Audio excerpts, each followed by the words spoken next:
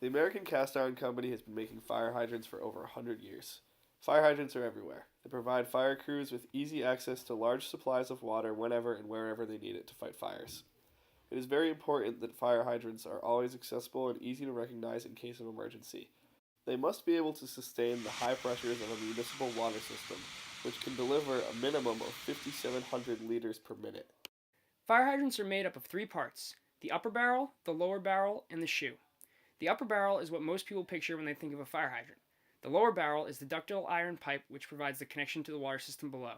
And the shoe is where the valve assembly for the hydrant is located. The manufacturing process starts by gathering a mixture of recycled scrapped iron to go along with steel and raw iron.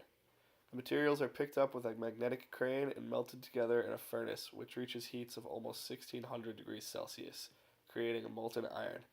The molten iron is then removed and put in a ladle where it waits to be poured into a mold. Sand casting is used to create the mold for the upper barrel and the shoe. Workers compress a mixture of sand and bonding materials to form the shape of the hydrant. There are two separate molds. One is the outer mold, which is used to create the exterior shape of the fire hydrant. The other part of the mold is called the core, which creates the hollow area in the hydrant for water to flow through. The core is placed into position by an automated machine called the core setter. The inner and outer molds are then placed onto a conveyor belt where the melted metals are poured from the ladle into the cavity between the mold and the core. After the metal has cooled, the hydrants enter a tumbling process where the sand mold will disintegrate, leaving just the iron casting in between the molds. The iron assemblies are then manually threaded and painted to meet the customer satisfaction. The lower barrel is made of a ductile iron pipe, which is manufactured through a monocast centrifugal force casting method, where the molten metal is poured down through a spinning trough into the mold. Centrifugal force spreads the iron against the mold walls, then a cooling system quickly cools the walls, causing the iron to harden quickly. The next process is to make the internal valve system.